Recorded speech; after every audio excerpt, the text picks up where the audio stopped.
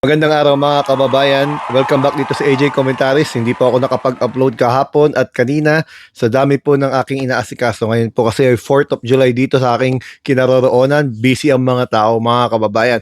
Pero maraming salamat po mga kababayan doon sa mga nakapakinig at nakapanood sa aking paliwanag patungkol po sa Republic Act 7080 sa Anti-Plunder Law kung bakit yun ang naisampang kaso kay Senator Rodante Marcoleta.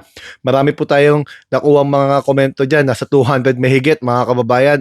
Yung isa-isa ko, sinubukan ko replyan yung iba nalilito pa rin, bakit ganun, pero mamaya po, may upload po ako, parang medyo summary kung bakit plunder case ang naikaso kay Marcoleta. Ganun din yung inaasahan natin sa day 1 ng impeachment trial kung saan tatalakayin nila ang articles of impeachment atang tatalakayin doon yung sa grave threat, no, doon sa um, video na ipapost ko mamaya o bukas siguro. Doon po yung ipapaliwanag ko po doon sa revised penal code, yung doon sa grave threat mga kababayan, kasi may tinatawag na conditional threat. Yun yung katwiran ni BP Sara may condition mga kababayan pero yun, pag-uusapan po natin doon mga kababayan, basahin natin yung sinasabi ng batas, no? Pero sa pagkakataong ito, ang gusto ko pong pag-usapan yung nangyaring pahayag ni Presidente Bongbong Marcos nung siya hanggang ngayon naman nasa Canada siya, no mga kababayan. Official na nga kumbaga, no, na medyo pinitik niya si dating Pangulong Rodrigo Duterte. Pero bago tayo magsimula mga kababayan, sana po kung di pa po kayo nakasubscribe, mag-subscribe na po kayo, mag-comment, mag-like. Tulungan niyo po ako mga kababayan, palakihin natin to kung pwede para mas marami pa po maabot ng ating pagpapaliwanag. Official po ako nagsimula nung Mayo, last month. Well, July na pala ngayon. Mayo, at ngayon po ay nasa almost 3,000 na tayong subscribers. Kaya tulungan niyo po ako. Sana umabot tayo ng 10,000 at tingnan natin kung makapagbigay tayo ng pasasalamat sa inyo mga kababayan sa panahon na yun. Kasi nung umabot po ako ng 1,000, nagpagbigay po ako ng 1,000 pesos dun sa napili nating komentaryo. Ilalagay ko rin po dyan yung pangalan nung nakatanggap ng 1,000 at para po alam ng lahat na totoo. Nandiyan po yan. Papaita po dyan. So, yun nga po mga kababayan. Doon sa Canada, malinaw yung mga naging pahayag ni Presidente Bongbong Marcos patungkol dito sa flood control mess na kinasasadlakan ng ilang mga politiko at ng ating bayan, mga kababayan. Kasi yung natanong siya ng media, no? Kasi ang tingin ng iba mga kababayan, walang ginagawa ang gobyerno at sa kanila nagmula yung problemang ito. So nilinaw niya mga kababayan, sabi nga niya doon kung racket niya yan, bakit niya pupunahin, bakit niya ibubulgar? Di sinira niya yung racket niya, no? Kumbaga, kasi po mga kababayan, gaya po ng video na pinaliwanag ko ng mga nakaraan, nung 2017, 2018 na mga panahon, may nilabas pong mga detalye si dating Congressman Andaya, patay na po yon. At kasama niya doon si Senador Rodante Marcoleta, kongresista pa po siya noon. Pinapaliwanag ni Andaya yung natutuklasan niya, no? Yung nalalaman niya patungkol sa 332 billion na anomalya, korupsyon sa TBWH. Noong mga panahon na yun, hindi pa direktang flood control ang tawag, kundi ako nagkakamali mga kababayan, basta DPWH corruption. 2017-2018 po ito. Si Alan Cayetano mga panahon nito ay DFA secretary ata, Tapos si Marcoleta ay kongresista.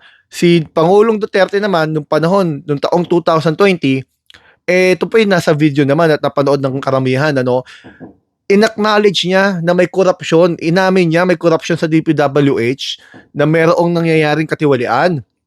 Kaya ngayon, ang tanong natin at ang puna ni Presidente Bongbong Marcos,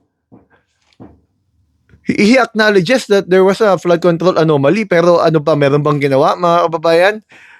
Did they do any investigation? Kasi ngayon sila Marcoleta, sila Alan Cayetano, gigil na para bang sila ang nagpasimula ng investigasyon na yan.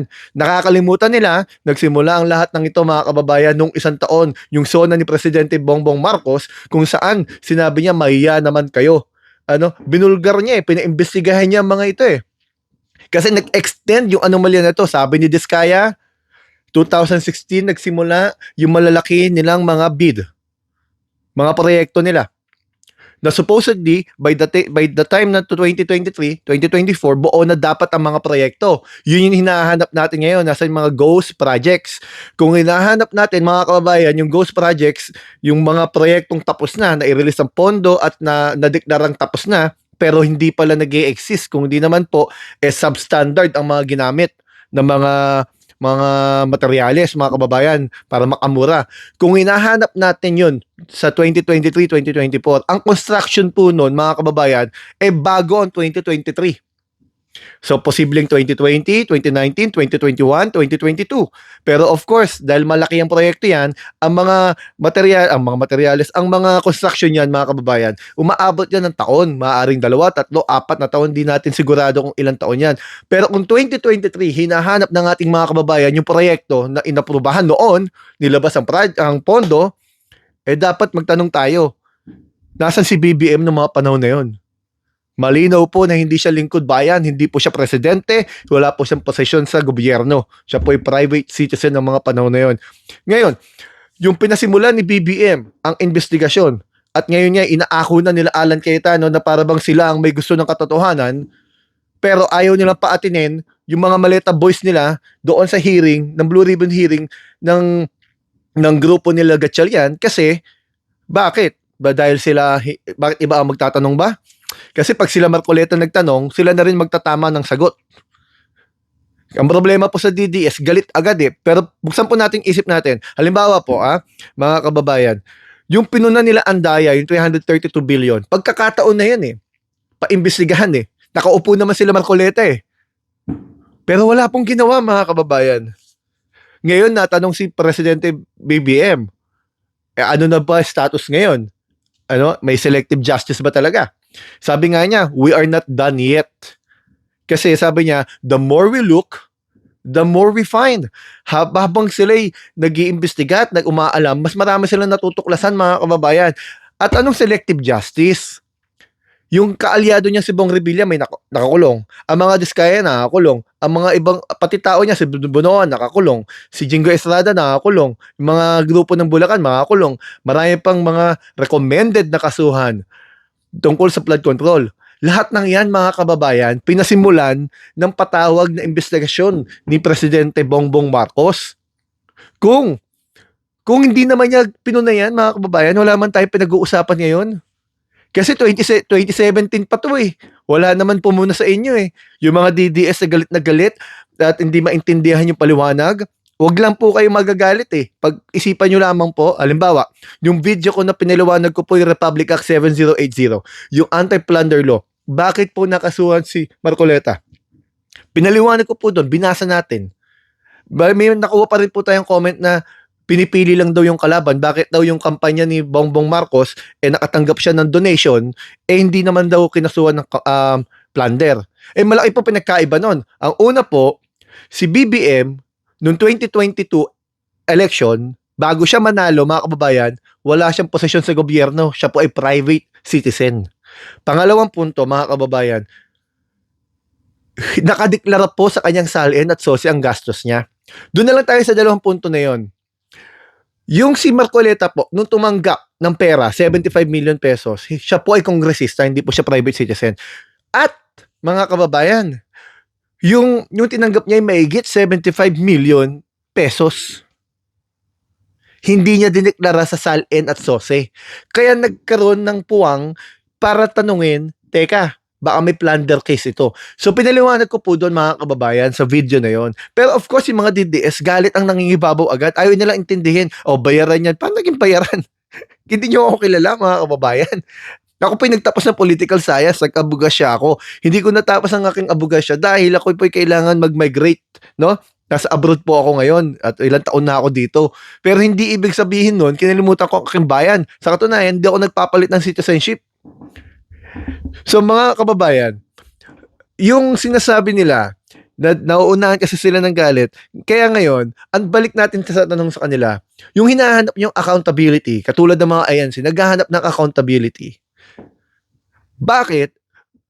Pagka kayo ang naharap sa asunto, pinag-iinitan ng katwiran ninyo. Yung yung rally lang ng INC, mga kababayan, yung unang araw, 'di ba nga sir, ang ayun yung katwiran nila eh, bakit daw hihingi ng permit or surprise? Isipin niyo pong katwiran 'yun.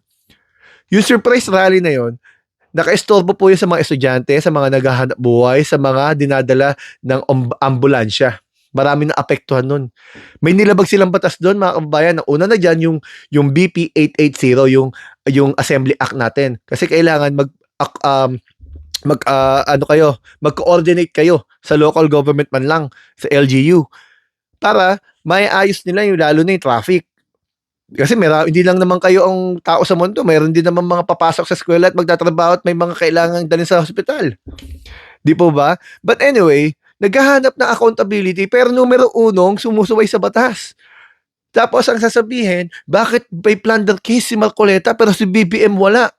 Bakit nga ba mga kababayan? Tanungin niyo yung sarili natin.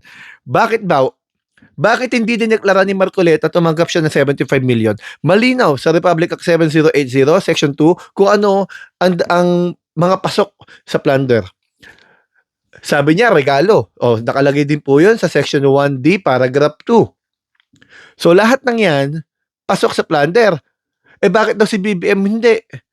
Bakit niya nakakasuhan ng plunder? Unang-una, hindi siya taong gobyerno nung tumakbo siya.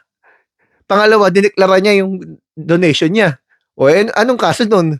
Yun ang problema mga kababayan sa iba nating mga kasamahan sa DDS, no? Yung mga kababayan natin sa DDS, galit agad. Dapat po, evidence-based. Tingnan niyo po, kaalyado niya si Bong Revilla pero nakakulong. Kasi yun ang tinuturo ng batas at ng ebidensya. Ngayon yung sinasabi naman nila na walang ginagawa patungkol lalo kay Ping Lacson, yung kanyang investigasyon, wala daw ginawa. Bakit marami nakakulong ngayon? Pero hindi pa po tapos, gaya sabi ni Presidente Bongbong Marcos. Hindi pa tapos.